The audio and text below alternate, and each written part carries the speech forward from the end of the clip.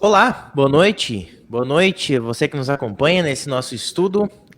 Apesar de nós estarmos aqui, dando boa noite e tudo mais, aqui ainda nesse momento é de dia, nós estamos gravando esse programa, não é ao vivo, mas com certeza nós estaremos acompanhando aí os comentários de vocês. Se quiserem deixar o seu comentário aqui, já fique à vontade. Então, boa noite, seja bem-vindo a esse estudo bíblico, onde nós vamos terminar, né?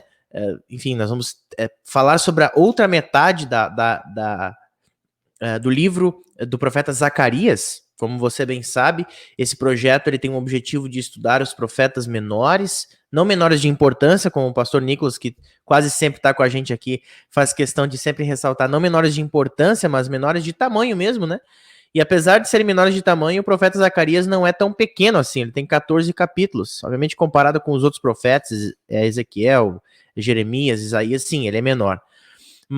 E hoje nós vamos tentar tratar aí da outra metade. Nós já temos, esse estudo já tem duas partes anteriores que já foram feitas pelo pastor Jorge e por mim. O pastor Nicolas participou em um pedaço do primeiro.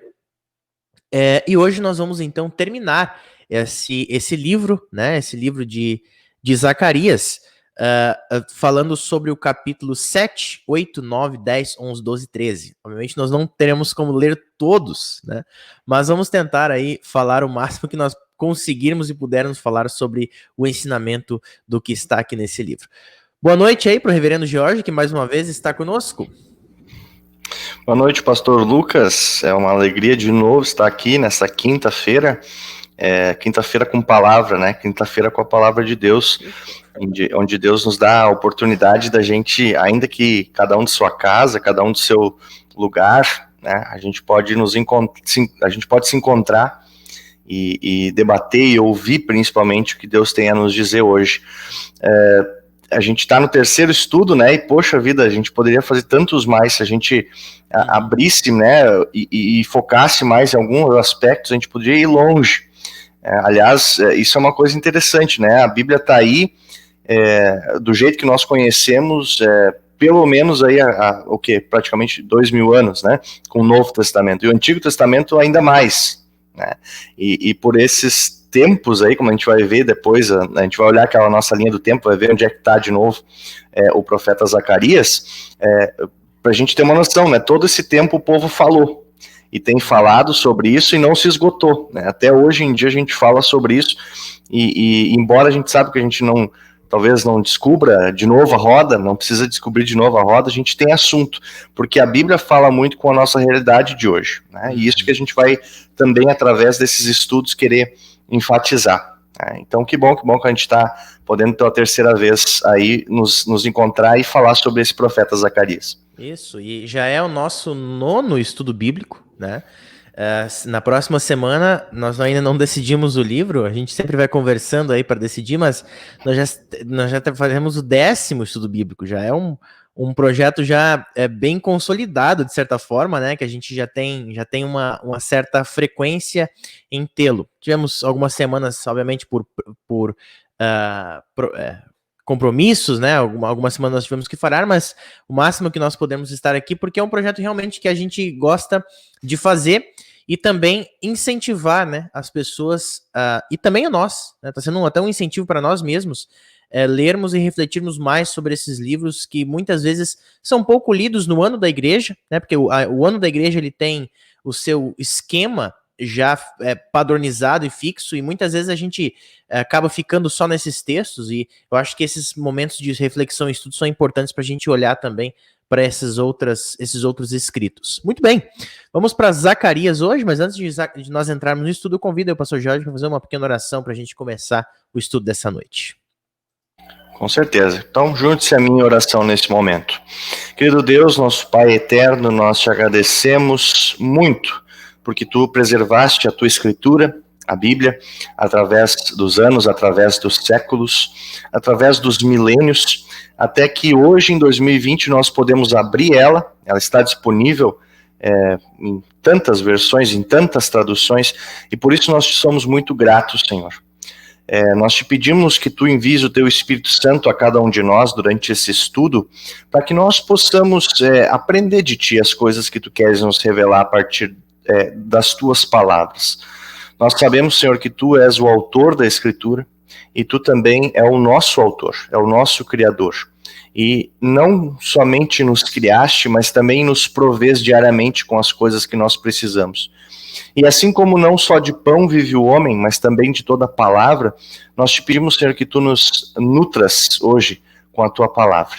Dá-nos aquilo que nós precisamos ouvir e faz-nos refletir sobre a nossa própria vida a partir das palavras que Tu revelaste ao profeta Zacarias através do seu ministério. Guarda o pastor Lucas nesse momento, bem como a mim, também o pastor Nicolas, que está nesse momento nos seus afazeres, também não pôde estar hoje aqui conosco, e te pedimos, Senhor, que Tu continues conosco enviando o Teu Espírito Santo, para que nós possamos ser guiados por Ele na nossa vida santificada. Em nome de Jesus, nós pedimos, oramos e agradecemos. Amém. Pastor Lucas, eu posso talvez começar com uma recapitulação um pouquinho sobre o que é? Pode. Muito bem. Podemos sim.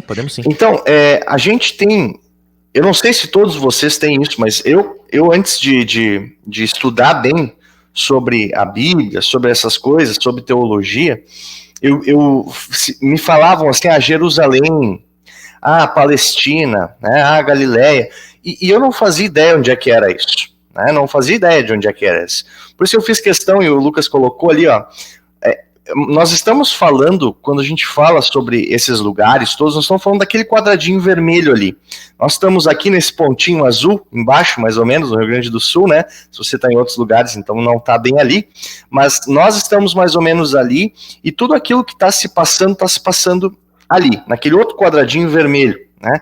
E se a gente amplia ele, a gente vai ter um pouquinho melhor, assim, os lugares. Veja, um dos pontinhos, esse que está mais à esquerda, embaixo, em cima dos dedos, fazendo positivo, assim, paz e amor, né? Que é ali o Mar Vermelho. Ali para cima, nós temos a cidade de Jerusalém. Tá? E a cidade de Jerusalém, ela é bem distante da Babilônia, que é o outro ponto ali vermelho. Mas se a gente pensar, vamos numa linha reta, não é tão distante, na verdade. Só que o problema é que a gente não consegue ir de linha reta, porque ali no meio tem um deserto bem ferrado, né? Então nós temos que ir basicamente costeando assim, até lá em cima. Então imagina, o povo de Israel foi exilado na Babilônia, então eles tiveram que fazer um baita de um caminho até chegar lá. É curioso, né? Se a gente lembra da história do Abraão, né? O Abraão foi chamado da cidade de Ur dos Caldeus, que é mais ou menos ali, ficava na região da Babilônia ali, né? Então ele teve que fazer também todo esse trajeto para chegar na terra prometida, né? Na terra de Canaã. Então agora o povo teve que fazer a volta, teve que voltar à cidade lá, não a cidade de Ur, mas a região da Babilônia. E aí depois do período de exílio, nós voltamos, o povo então volta, né, para a cidade de Jerusalém, e lá eles recomeçam. Esse é basicamente o pano de fundo, né? Então o povo está retornando do exílio da Babilônia, e eles têm uma missão que a gente sempre tem enfatizado, que Deus os encoraja a construir, ou a reconstruir o templo. O templo é o lugar onde Deus habita, e então, de alguma forma, quando você tem um templo bonito, você tem um Deus que ajudou, você tem um Deus que está por trás disso. Por isso que é tão importante para os judeus e para os hebreus daquela época que eles reconstruam um templo, né? Mas eles estão voltando, eles estão ainda machucados, estão, vamos dizer assim, feridos, talvez não tão motivados a fazer essas coisas, né? Então, é parte dos profetas pós-exílio focar nessa reconstrução do templo. A gente viu esses tempos atrás Ageu é basicamente o mesmo período, assim, né? Então, nós temos, só para deixar isso ali, né, para a gente ter uma noção de onde é que nós estamos, o que nós estamos falando, de onde nós estamos falando, né? Mas então, se a gente lembrar dos outros estudos, assim, para ter um panorama geral, o que a gente já viu até agora? A gente viu que Zacarias, então, se dá mais ou menos no ano 520, 518, antes de Cristo. Se vocês estavam aqui semana passada, se vocês viram o nosso estudo, nós falamos sobre o livro de Jonas, e é lá para trás, de 793 a 753. Hoje nós estamos falando um período mais recente, 520, 518 antes de Cristo, antes do ano zero. E aí, nesse momento, o povo volta do exílio e Deus revela ou levanta o profeta Zacarias para tentar estimular eles a reconstruir o templo. E aí ele começa o livro de Zacarias, se vocês vão lembrar, com uma lembrança para o povo. Ele diz assim: olha, lembrem-se o que aconteceu com os antepassados de vocês. Lembrem-se por que eles tiveram que ir para o exílio. Né? Isso faz sentido hoje, quando nós vamos ler depois ali o capítulo 7, principalmente, nós vamos ter uma pincelada do porquê que ele fala isso lá no início. Por que é importante lembrar? Ele vai falar especificamente da causa do cativeiro do povo de Israel, que teve que ir lá para a Babilônia. Mas daí o livro começa então com 8 visões. 8 visões que a gente já trabalhou, acho que nos primeiros 6 capítulos, né? Isso. Nos primeiros 6 capítulos, Zacarias apresenta 8 visões. A gente vai simplesmente passar por cima. A gente não vai se detalhar agora nessas visões, que a gente já fez isso nos outros estudos. Então, se você tiver curiosidade, vá lá, procure os nossos outros estudos, também vão estar nesse mesmo canal do Estante com a Palavra, né? Muito bem. Na lista de reprodução aí, é só voltar 2 vídeos para trás que estão em melhor sequência ali, é bem fácil encontrar. Coisa boa. Então nós temos a primeira visão, fala sobre cavalos, né? Cavalos de cores diferentes, vasculhando a terra, os 4 cantos da terra, e vendo que está tudo em paz. Né? E aí se pula para outra visão, para a segunda visão, onde de repente aparecem 4 chifres. A gente viu, o texto fala sobre esses chifres serem as nações, vamos dizer, inimigas do povo de Israel.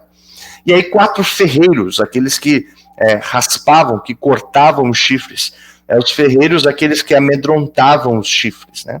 Também tem a ver com aquilo que a gente já trabalhou nos outros estudos. Vai lá. A terceira visão fala sobre um cordel de medir, né? Quase como uma fita métrica, onde Jerusalém iria ser medida. Mas Jerusalém, a cidade onde a capital, vamos dizer assim, a cidade talvez mais importante, onde o templo está, onde tem o Monte Sião, que é onde está o templo, essa cidade vai ser tão grande, Deus promete, assim, vai ter tanta gente chamada para lá, vai ter tanta gente, e isso também vai ser importante, as coisas que nós vamos falar sobre as outras nações, vai ser tão grande que não vai poder ser medida por medidas humanas. Né? Os próprios muros da cidade não vão conseguir conter de tanta gente. Portanto, Deus vai ter que ser o próprio muro da cidade. Né? E isso é uma forma... o Deus dos exércitos, o Deus Todo-Poderoso, vai ser o próprio muro da cidade, que protegerá. Aí nós temos a quarta visão, onde de repente nós temos a consagração do sumo sacerdote Josué, onde você tem lá, quase que numa corte, né, Satanás, que é logo repreendido, calado por Deus, e aí começa a dar-se início a vestimenta, né, com todas as roupas próprias do sumo sacerdote Josué.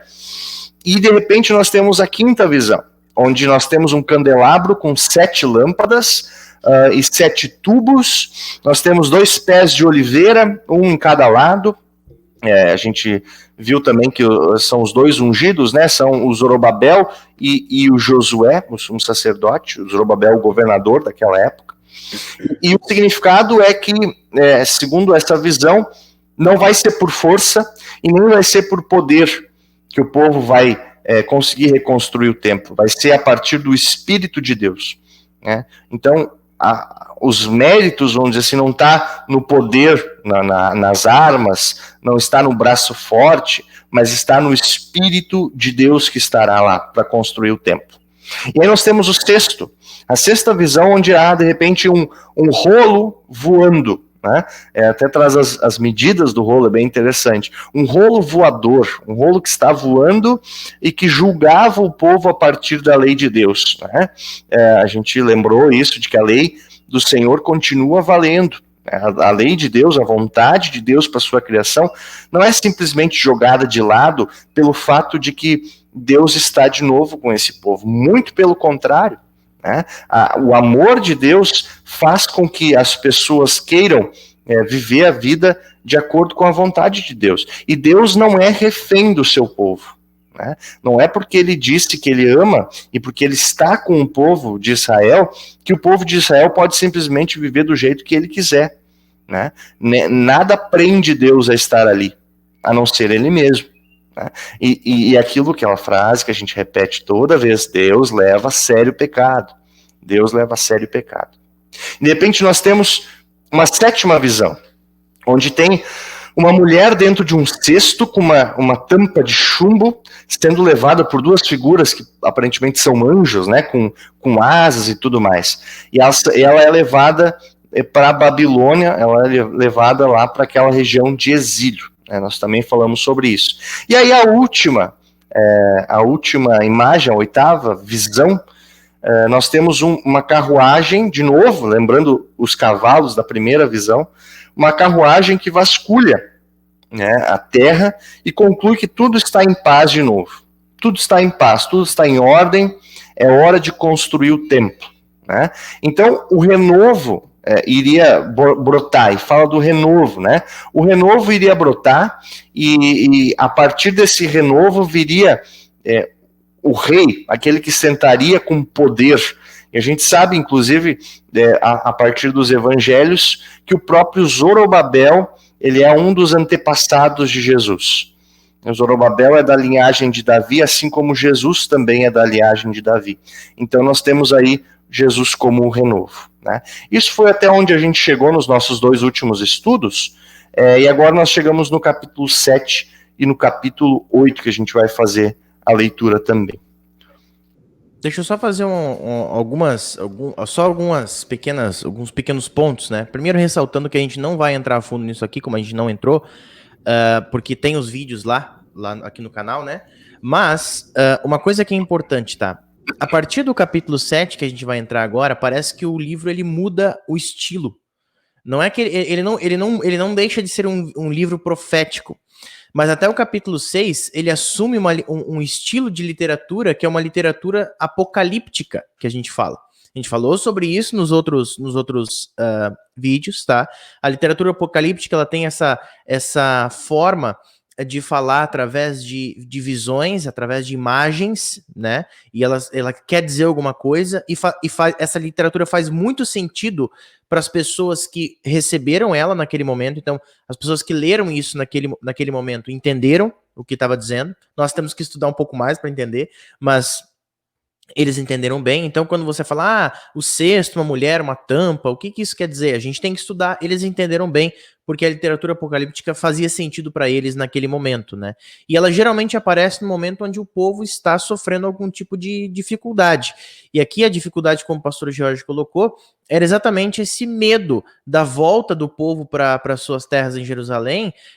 E o que ia acontecer com eles? Eles não tinham muros, eles não tinham templo, eles não tinham como viver. O que Deus ia fazer com eles? Será que Deus perdoou eles, né? Daqui a pouco a gente vai ver o motivo deles terem sido levados para Babilônia. Deus coloca aqui, mas será que Deus perdoou eles? Será que eles não vão ser atacados por nenhum outro povo e tudo mais? Então esse momento de turbulência, de incertezas, vem o profeta Zacarias com palavras de muito conforto. Aliás, os capítulos 1 a 6, o 7 ao 13 também, mas 1 a 6 nós encontramos palavras de muito conforto, tá? Para aquele povo e também para cada um de nós. Vamos lá então? Perfeito. Pastor Lucas, eu posso ler então? Acho que o 7 e o 8. Pode sim. E aí, vocês aí de casa também acompanhem nas suas Bíblias, seja ela na forma impressa ou também na forma do seu aplicativo no celular, não tem problema. Também é a palavra de Deus. Então nós vamos fazer a leitura de Zacarias 7 e 8. Nós não vamos parar, vamos tocar 7 e 8 juntos. E eu vou explicar o porquê daqui a pouquinho. Vamos lá, Zacarias 7 e 8. No 4º ano do reinado de Dario, no 4º dia do 9º mês, que é o mês de Quisleu, a palavra do Senhor veio a Zacarias. Ora, o povo de Betel tinha enviado Sarezer, Regem-Meleque e seus companheiros para suplicarem o favor do Senhor, perguntando aos sacerdotes que estavam na casa do Senhor dos Exércitos e aos profetas: Devemos nós continuar a chorar com jejum no 5º mês, como temos feito por tantos anos?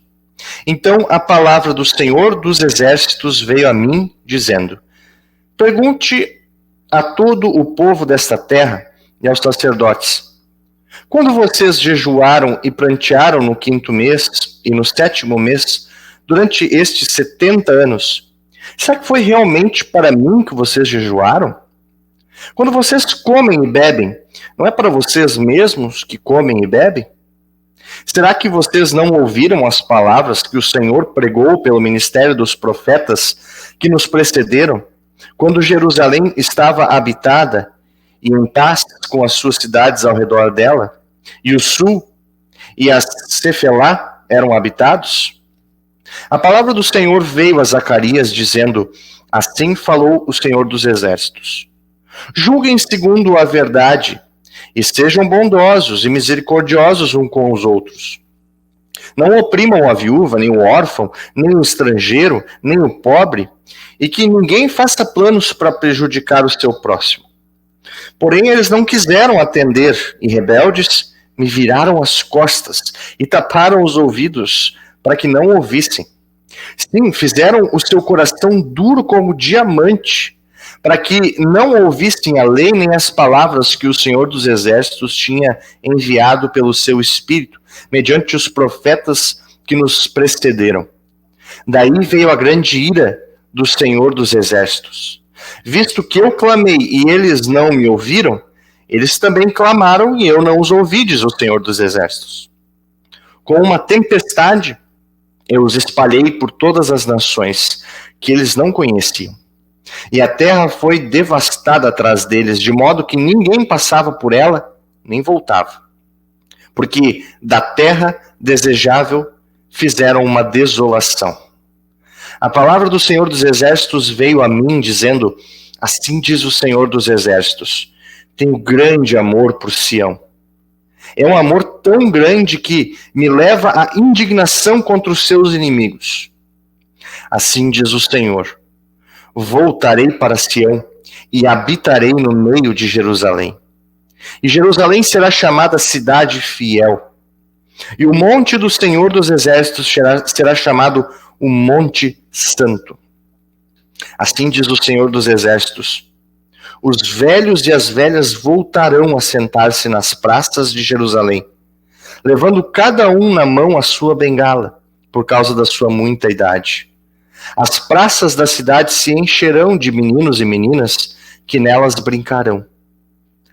Assim diz o Senhor dos Exércitos. Isso pode ser impossível, ou isso pode parecer impossível aos olhos dos remanescentes deste povo naqueles dias. Mas não será impossível para mim, diz o Senhor dos Exércitos. Assim diz o Senhor dos Exércitos: eis que salvarei o meu povo, tirando-o da terra do Oriente e da terra do Ocidente.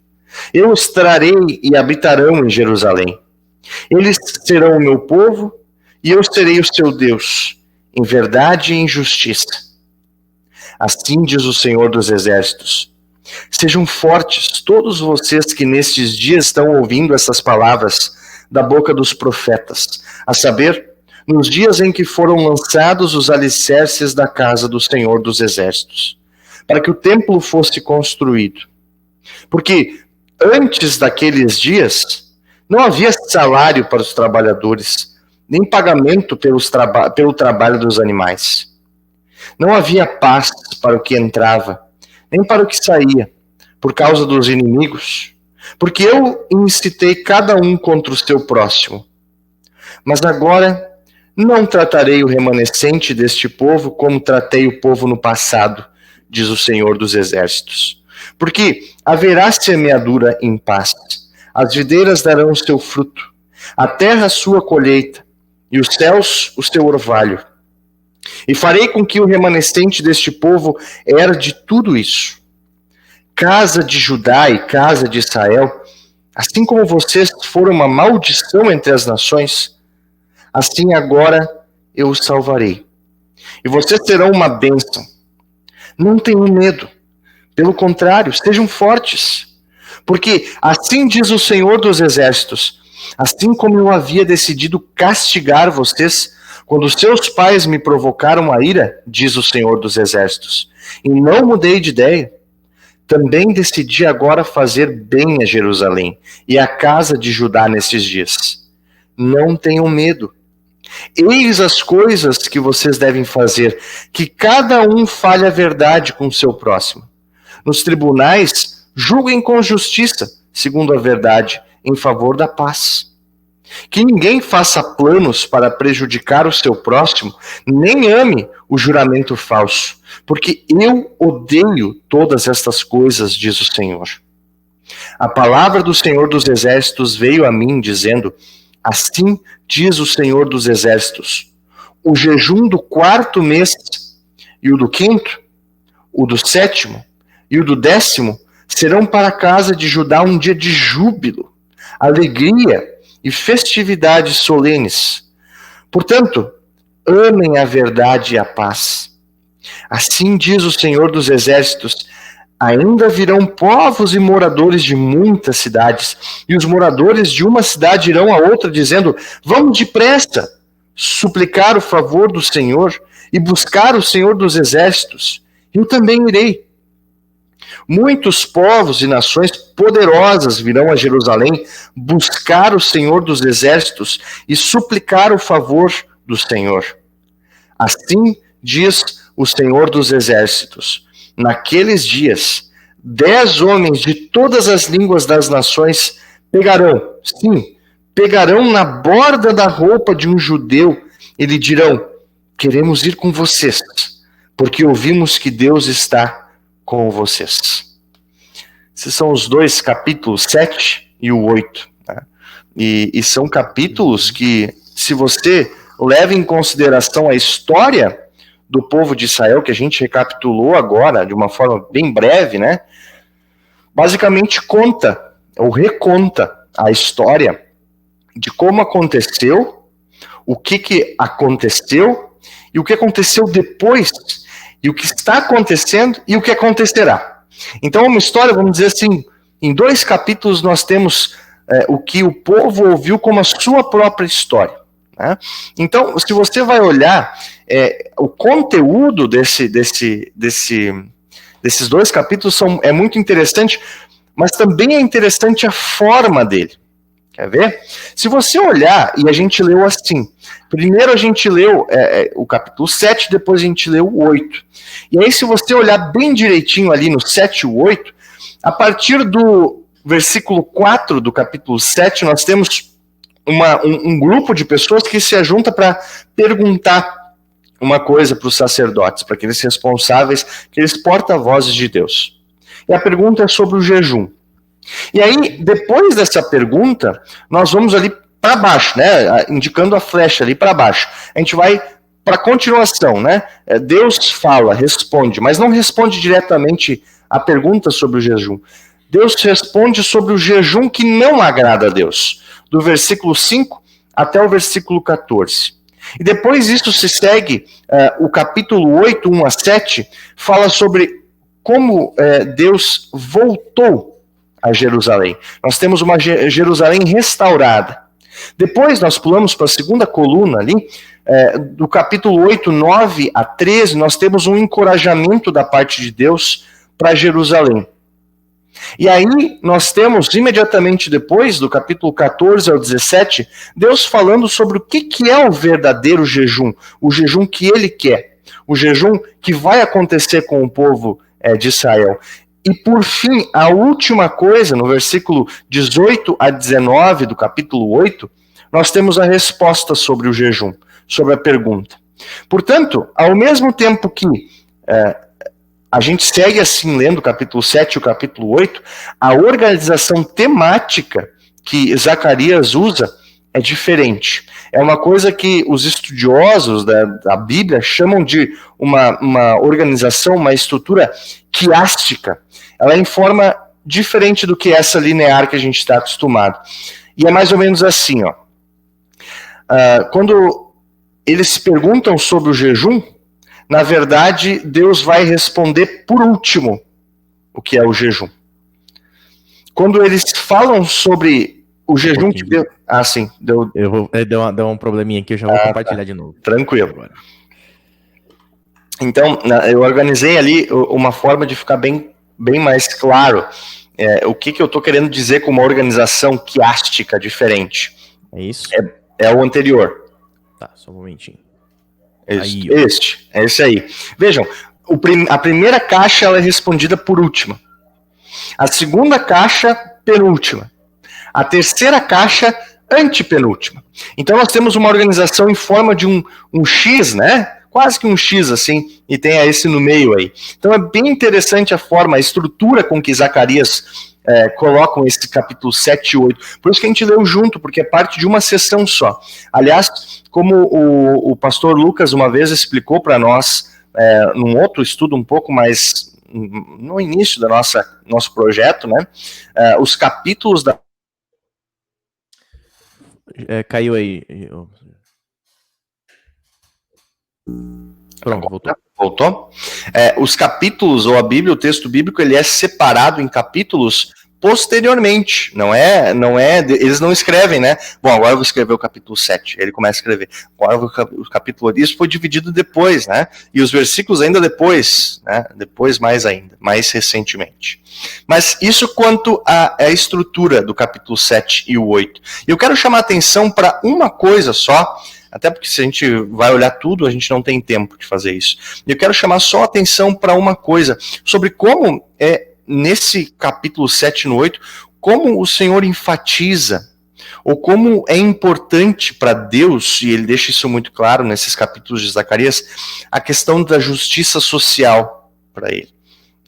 A gente, aparentemente em tempos passados, assim, a gente pode ver a partir dos livros históricos, o povo de Israel achava que se daqui a pouco eles fizessem um jejum, se eles respeitassem essas coisas externas e na sua vida diária, no seu cotidiano, eles continuassem do jeito que eles quisessem, estava tudo certo. Né? Ainda que a parte religiosa não afetasse a parte social do dia a dia deles. Mas o nosso Deus é um Deus integral, ele não é só o Deus da igreja, né, pastor? Ele é Deus do mundo, ele é Deus do planeta, ele é Deus do universo, ele é Deus de toda a sua criação. Então, uma das coisas que a gente pode tirar desse capítulo 7 e 8 é aquilo que o Pedro no Novo Testamento vai chamar, né, a fé sem obras é morta. Então, e isso tem que ser muito bem entendido, né? Porque por muito tempo esse argumento de que, bom, a fé nos salva, por muito tempo esse argumento foi usado para legitimar o cruzar dos braços e ficar parado, não fazer nada, como se a fé fosse diferente da tua vida, do cotidiano, como se ficar 1 hora dentro da igreja, 1h30 que seja no culto, e aí sair e nunca mais viver isso na sua realidade, fosse o normal, fosse o correto. Né? E não é isso que a igreja luterana prega, né? Não é isso que o reformador Martinho Lutero redescobriu a partir da escritura, muito pelo contrário, ele redescobriu que a fé que te conecta a Cristo é justamente aquilo que te faz batalhar por uma sociedade melhor, uma sociedade onde, conforme escreve o Zacarias ali nesse nosso texto, cada um fale a verdade com seu próximo, que nos tribunais julguem com justiça segundo a verdade, em favor da paz, que ninguém faça planos para prejudicar o seu próximo, nem ame o juramento falso. Né? E Deus adiciona, porque eu odeio essas coisas. Né? Então, entre várias coisas que nós podemos retirar desse texto, nós podemos pensar sobre a nossa vida, essa é uma das que mais me chamou a atenção, assim, como Deus também valoriza e como ele realmente fala que esse é o jejum. Né? Não é um jejum simplesmente externo, como se o ato em si que fosse fazer a gente, sei lá, mudar de alguma forma. Não, né? O jejum que Deus quer também envolve a nossa vida como um todo, porque assim como nós não podemos separar a nossa alma e o nosso corpo, assim também não dá para separar a fé das obras. né? A fé que Deus nos dá, que é presente, que nos traz a salvação, que nos conecta a Cristo e que nos faz querer viver uma vida melhor, uma vida segundo a vontade de Deus. Eu quero fazer 2 destaques, pastor Jorge, com relação a essa tua fala, que é muito importante, tá? E esse destaque com relação à justiça social é uma coisa que a gente precisa falar bastante. Eu quero fazer 2 destaques que eu anotei aqui no capítulo 8, lá no versículo 17, quando diz que ninguém faça planos para prejudicar o seu próximo, nem ame o juramento falso, porque eu odeio todas essas coisas.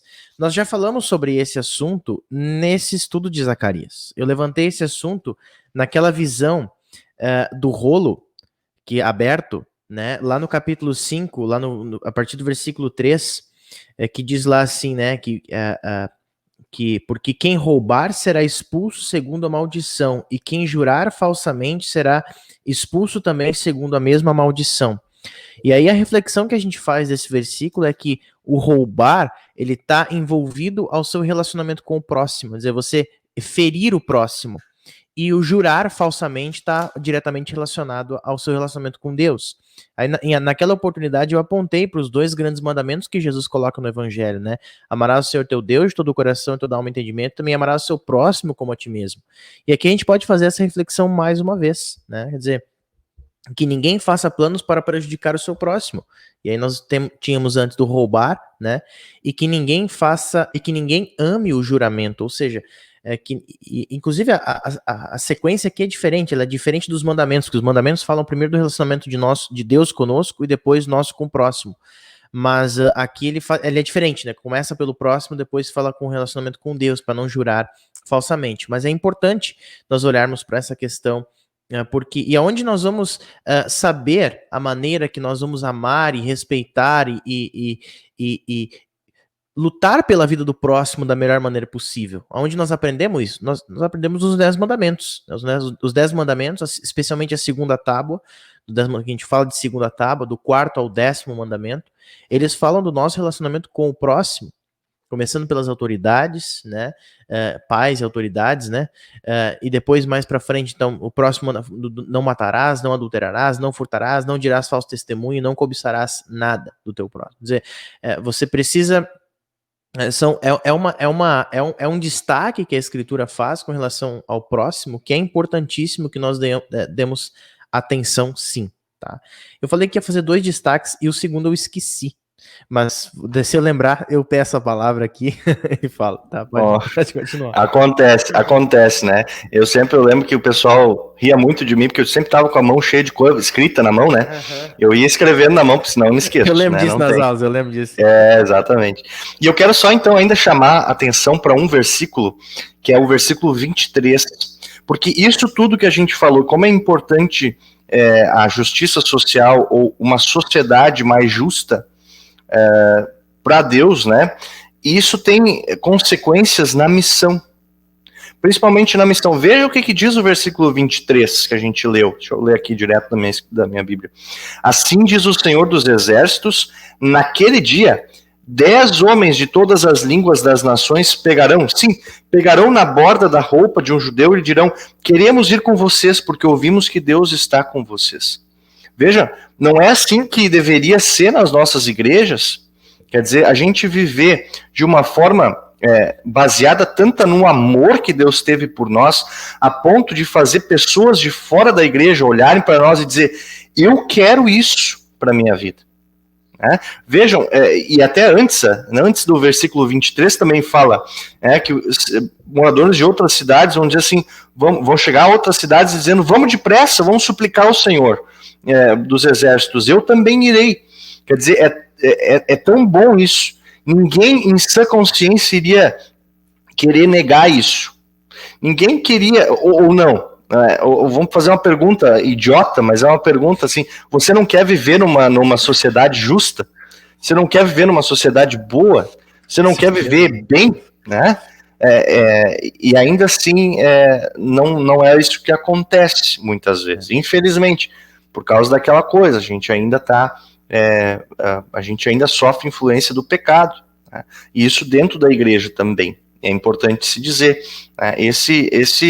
É assim que vai ser. É assim que vai ser no paraíso, assim vai ser na nova terra, né, quando Deus vier, quando Jesus voltar. Mas por enquanto também é assim, mas também é de outra forma, né? Essas dualidades, essas coisas de ao mesmo tempo, né? Não sei se o pastor lembrou o que era o segundo ponto. Eu lembrei e tá com conexão com isso que tu colocaste, né? Na semana passada, aliás, eu sugiro a você que não assistiu semana passada o estudo sobre Jonas, aproveite, tá aí no canal também.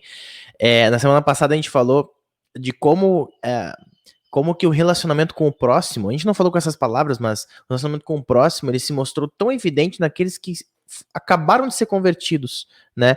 Você olha para aquela cena lá onde o Jonas está dentro do barco e aqueles percebem o poder do Deus Todo-Poderoso e eles querem salvar a vida do próximo deles, que é o Jonas, de qualquer jeito. Eles tentam remar até que não tem mais jeito, tem que jogar ele para fora do barco. E aí o pastor George falou sobre a fé sem obras é morta, né? E quando eu estava estudando no seminário, uma das coisas que mais me confundia em entender era esse assunto, né? O Paulo fala, a justificação é somente pela fé, né?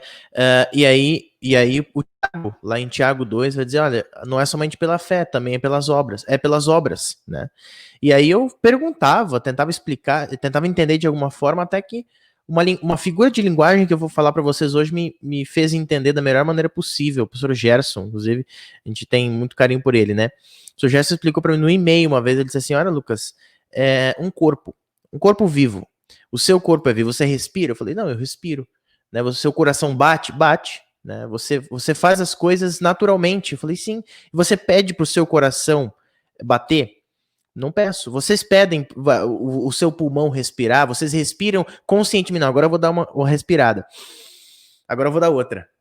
Né? A gente faz isso naturalmente, porque o seu corpo está vivo. Né? Aquele que está vivo em Cristo pela fé, ele vive nas obras também. Então a fé sem obras é morta porque as duas andam juntas. Estão absolutamente juntas. Quer dizer, se você está vivo na fé, você vive nas obras sim. Né? Então é importante a gente olhar para essa questão do relacionamento com o próximo e enxergarmos que sim, na vida cristã a gente precisa olhar também para o próximo com muita atenção, porque também faz parte de nossa vida cristã. Né? É isso. Perfeito. Seguimos o baile, vamos pro 9. Nós não vamos fazer a leitura do 9 inteiro, eu só vou destacar um ponto aqui, o versículo 9 e o 10, que é bem interessante, assim, né? Acompanhe comigo a leitura, então, do capítulo 9, versículo 9 e 10. Diz assim: Alegre-se muito, ó filha de Sião, exulte, ó filha de Jerusalém, eis que o seu rei vem até você, justo e salvador, humilde, montado em um jumento, um jumentinho cria de jumenta. Destruirei os carros de guerra de Efraim e os cavalos de Jerusalém. Os arcos de guerra serão destruídos. Ele anunciará paz às nações e o seu domínio se estenderá de mar a mar e desde o Eufrates até os confins da terra. Talvez você estava ouvindo isso e bateu alguma coisa, né? Lembrou, bom, eu já ouvi isso em algum lugar, uma história envolvendo Jerusalém, envolvendo um jumento, envolvendo, né, o Salvador vindo humilde, montado em um jumento, né? Sim, você não está errado, a sua memória não lhe enganou. Isso está presente lá em Mateus capítulo 21. E eu só quero destacar isso, como é interessante que a Bíblia cita a si mesma. Né? Os evangelhos fazem muito isso, citam os profetas, citam outros, às vezes salmos até são citados. Né? Então é interessante isso. Lá no capítulo 21 de Mateus, 1 a 5, até tem a imagem ali para você quiser acompanhar, fala bem sobre isso. O Mateus cita assim, ó, quando se aproximaram de Jerusalém e chegaram a Betfagé, ao Monte das Oliveiras, Jesus enviou 2 discípulos dizendo-lhes: vão até a aldeia que está diante de vocês e logo encontrarão presa uma jumenta e com ela um jumentinho. E aí o Senhor pede para eles trazerem, né? E aí diz o texto, né? Escreve Mateus: ora, isto aconteceu para se cumprir o que foi dito por meio do profeta. Digam à filha de Sião: eis que o seu rei vem até você, humilde, montado em jumento, e num jumentinho, cria de animal de carga, ou cria de uma jumenta. Eu só quero apontar para isso, olha só, o Novo Testamento, Mateus, novamente faz citação de um texto dos profetas, né? A Bíblia citando-se a si mesma. E se você me permite, pastor Lucas, eu quero falar de novo. Parece que é até um só autor, né?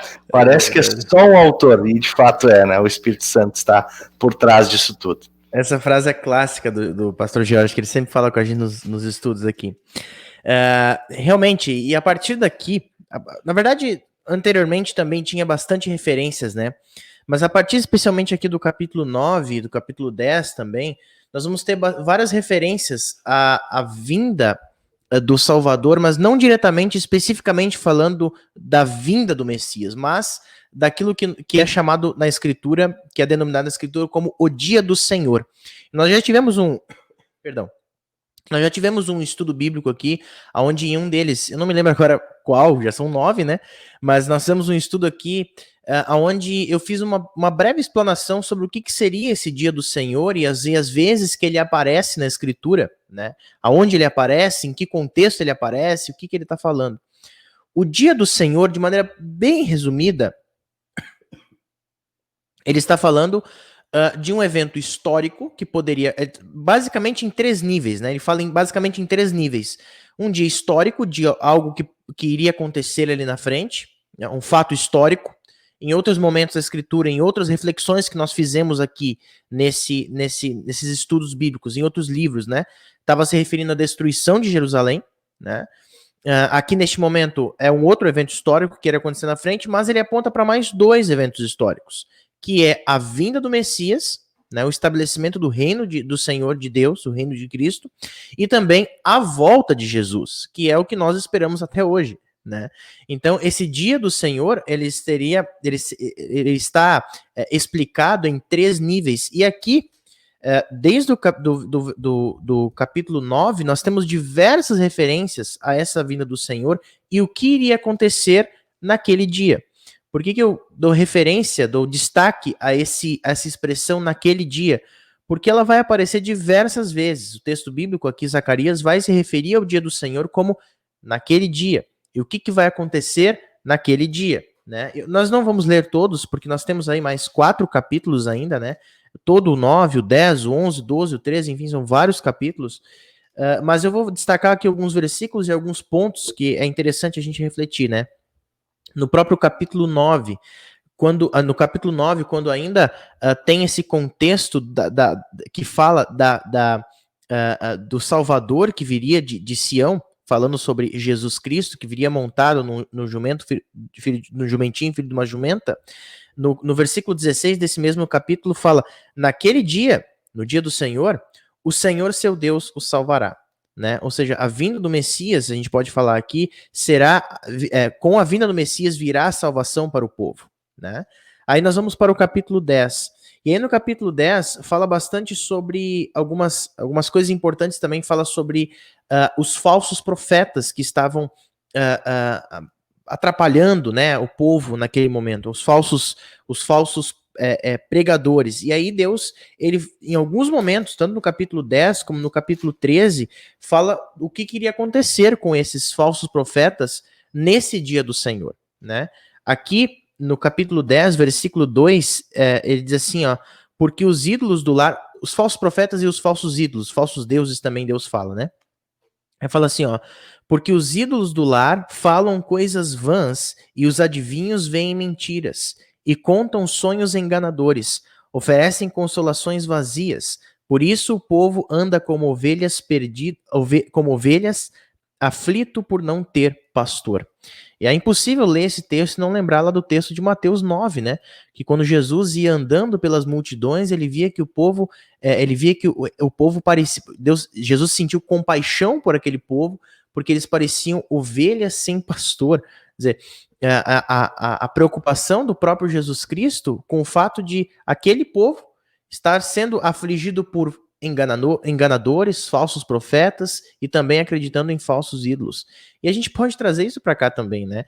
Como tem tantas coisas erradas sendo ensinadas, pessoas que se... E aí Apocalipse vai dizer, né, que parecem ovelhas, aliás, que são lobos com voz de ovelha, ou ao contrário, não me lembro, mas que são falsos profetas, fingindo serem profetas verdadeiros, pregando palavras mentirosas a respeito da palavra de Deus, deixando o povo de Deus, os filhos de Deus, como ovelhas perdidas sem um pastor. Porque o único pastor, como o próprio Jesus diz lá em João, é ele. Ele é o único pastor que dá a sua vida pelas ovelhas. É o pastor que conhece as ovelhas, né? E as ovelhas conhecem a voz desse bom pastor, porque só Cristo tem a palavra da verdade. E aí nós vamos ver sobre o fato de Jesus ser somente ele ter a palavra da verdade, também no próprio capítulo 10. A gente vê adiante ali no versículo 13, eu vou ler do 3 ao 4, que diz assim: é contra os pastores que se acendeu a minha ira. Castigarei os bodes que vão adiante do rebanho, mas o Senhor dos Exércitos cuidará do seu rebanho, a casa de Judá, e fará dela o seu majestoso cavalo na batalha. De Judá sairá a pedra angular, dele a estaca da tenda, dele o arco da guerra, dele sairão todos os chefes juntos. Esse texto aqui, eu acho que ele é emblemático, especialmente porque fala, olha, de vocês, Jerusalém, de vocês, Judá, sairá aquele que será a pedra angular.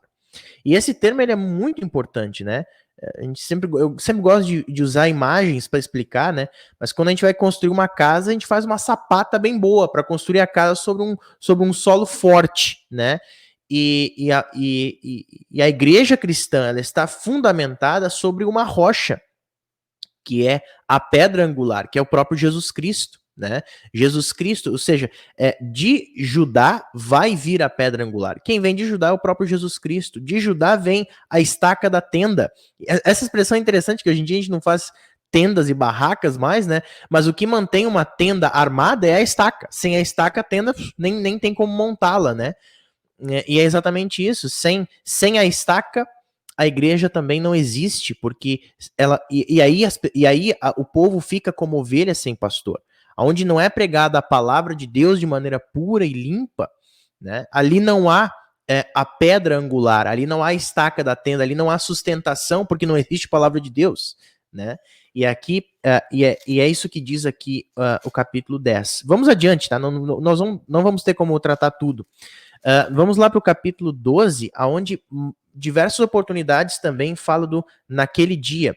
Especificamente no capítulo 12 e o 13, até o versículo 4, são faladas 9 vezes do naquele dia, né? Eu gosto de contar, outra vez eu contei quantas vezes tinha o Senhor dos Exércitos, né? Dessa vez eu contei o naquele dia aqui, né? E dessa vez eu não vi no livro, dessa vez eu contei mesmo. Mas nesse naquele dia aqui, nessas referências aqui que está apontando para aquele dia, tem várias profecias sobre o que acontecerá com o povo, né? E com aqueles que estão contra o povo, que são inimigos do povo, o que Deus vai fazer com eles.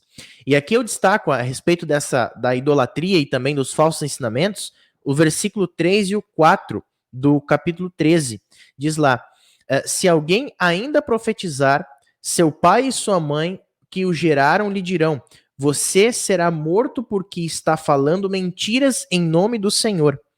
E o seu pai e a sua mãe que o geraram o matarão à espada. Quando ele profetizar, naquele dia os profetas terão vergonha de suas visões proféticas e nunca mais tirarão um manto de pelos para enganar as pessoas. Olha que forte essa profecia sobre aqueles que anunciam coisas erradas, falsos ensinos da palavra de Deus. Ele diz, olha, o próprio pai e a mãe matarão o seu próprio filho, né, que foi avisado por estar anunciando palavras mentirosas, porque Deus se preocupa que a palavra dele seja anunciada de maneira correta e limpa, né? Mais uma vez, só pequenos destaques, tá, gente? Não tem como nós falarmos sobre tudo. Também no capítulo 14, por diversas oportunidades, 7, para ser mais preciso, fala do naquele dia, mas aqui é mais preciso, é mais direto, que fala do dia do Senhor. Tanto que no versículo 1 do capítulo 14 já fala, olha, eis que vem o dia do Senhor. E aí as outras vezes que vai se referir a esse dia do Senhor, ele fala do naquele dia, o que vai acontecer naquele dia, né? Enfim, daí nós temos diversas oportunidades aqui, e aí eu destaquei. Deixa eu ver os destaques que eu fiz aqui.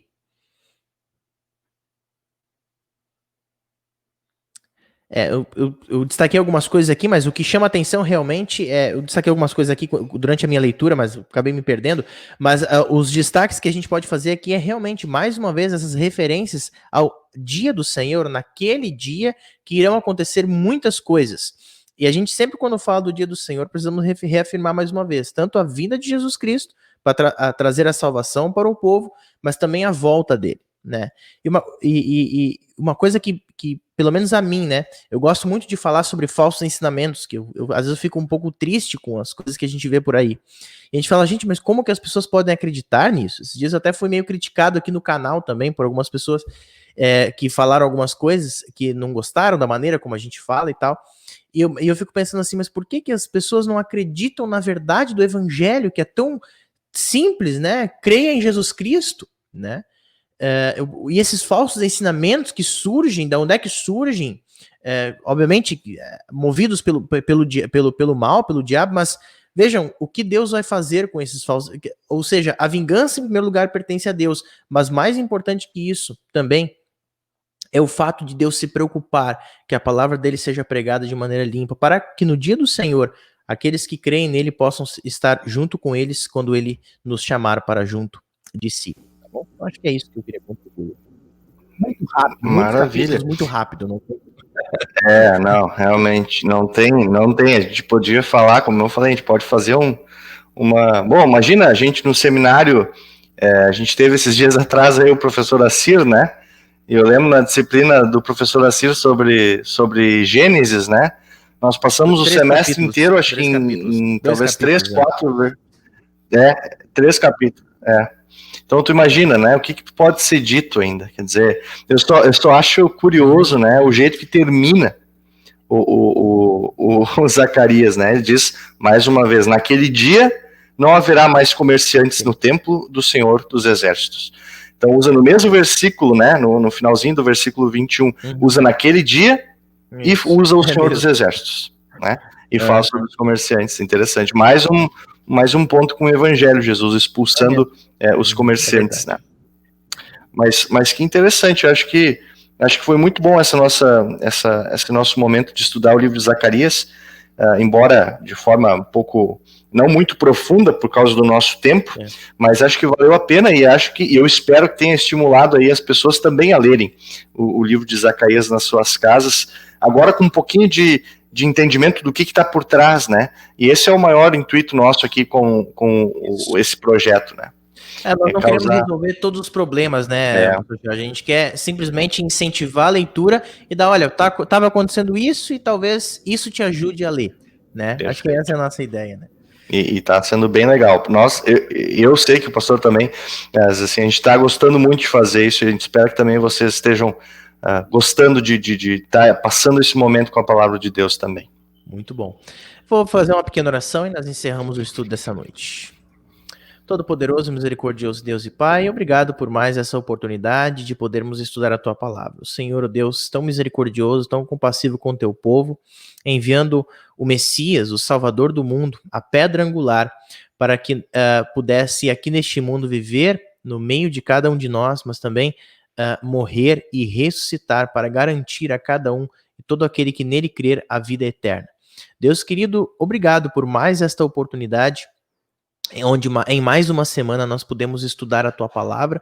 É sempre muito bom, é sempre muito proveitoso, onde nós temos esse meio digital, onde pessoas que às vezes nós nem conhecemos têm acesso a esse conteúdo, onde nós não queremos resolver os problemas da Escritura. Aliás, a Escritura não tem problemas, mas nós não queremos resolver todas as questões, mas nós queremos simplesmente incentivar, ó Deus, que as pessoas possam ler a tua palavra. Por isso, nós pedimos que esse trabalho, esse projeto possa fazer com que as pessoas sintam o desejo de ir diretamente à tua palavra, ler e ouvir o que o Senhor tem a dizer a cada um de nós e aos nossos corações. Em nome no poder de Jesus Cristo, agradecemos e pedimos que o Senhor guarde também o pastor George, que esteve conosco em seu ministério, em sua vida, e a cada um de nós, em nome no poder de Jesus Cristo, nosso único e suficiente Salvador. Amém. Muito bom. Amém. Beleza? Muito bem. Agradecemos aí, pessoal, a todos, tá bom? Semana que vem, provavelmente estaremos de volta. Nós não iremos fazer mais ao vivo, tá? Acho que vai ficar melhor para nós, para conseguir horários para gravar, mas continuaremos postando os vídeos dos estudos bíblicos às 20 horas, normalmente, aqui nesse canal, tá bom? Boa noite a todos. Valeu, pastor Jorge. Se quiser dar o teu tchau aí também, fique à vontade. Tá bem. Tchau. Um grande abraço a todo mundo aí, que bom que a gente pôde ter esse momento e Deus continuará com o seu povo. Com Amém. certeza. A você que acompanhou até aqui, não se esquece, deixa o seu like aqui embaixo, se inscreve no canal. A todas as mais ricas bênçãos de Deus e até a próxima. Tchau, tchau.